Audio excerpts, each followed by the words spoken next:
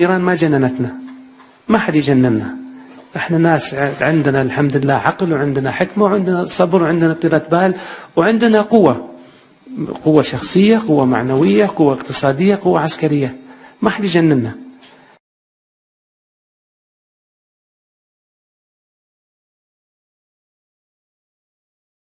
Accusing the Iran for everything, I think that is not necessary, and also it's not beneficial for the both countries.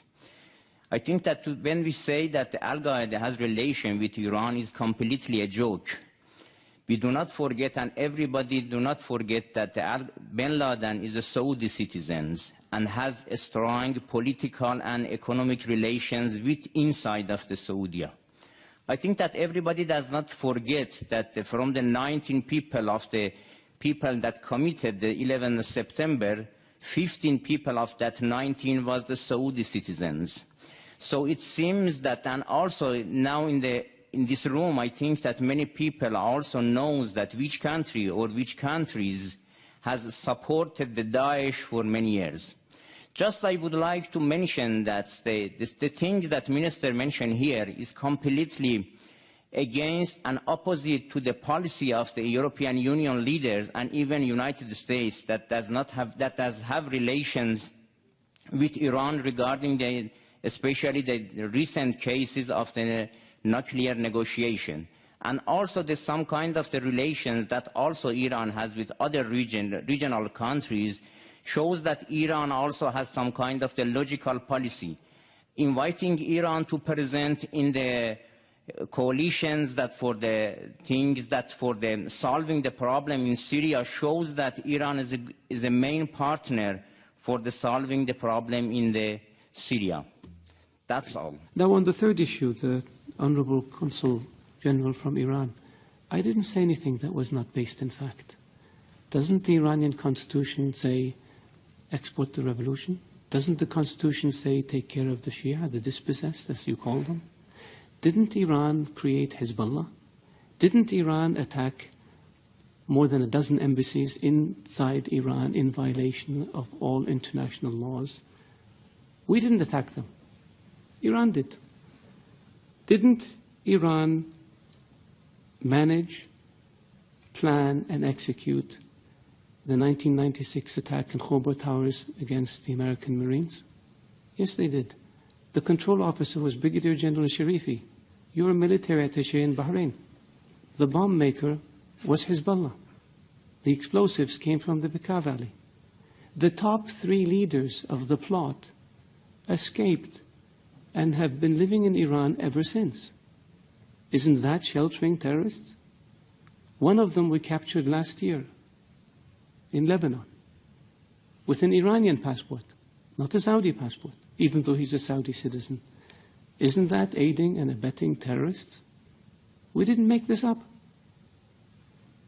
When the explosions in Riyadh happened in 2003, Saif al-Adil was in Iran along with Saad bin Laden, the chief propaganda person for Al-Qaeda, and 4 or 5 other people, senior leaders. Iran harbored them and protected them. We asked for them to be extradited. It was refused. Some of them are still in Iran. We didn't invent this. This is the fact. The order to blow up 3 housing compounds in Riyadh in 2003 was made by Saif al-Adil, the chief of Al-Qaeda operations, while he was in Iran. We have the phone conversation on tape. We didn't make this up. Ronald Reagan used to say that facts are stubborn things. They are stubborn because we can't get around the fact. Hezbollah is a terrorist organization. Attacking embassies is very clear. They don't just blow themselves up. Somebody does it. Killing diplomats.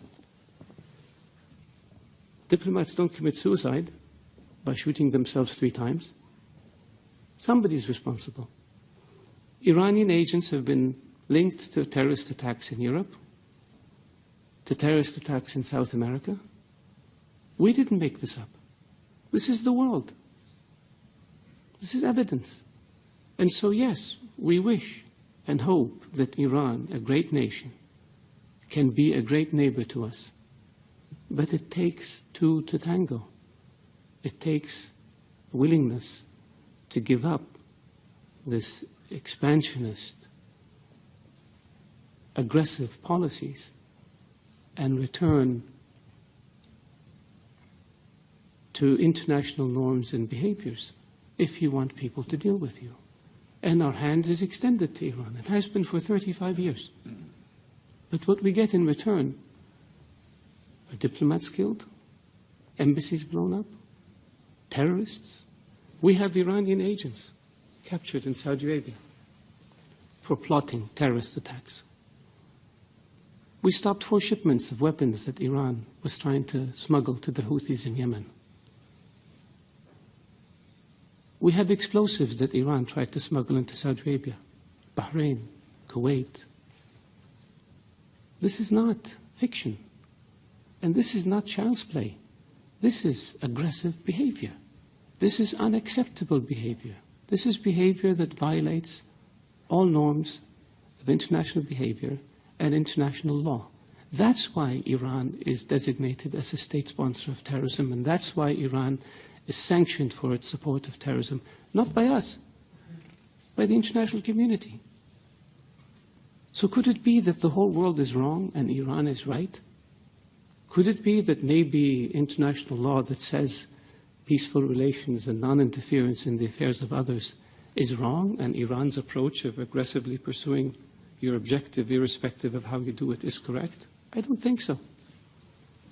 So if you want a Saudi official to not be critical of Iran, behave in a way that doesn't expose you to criticism.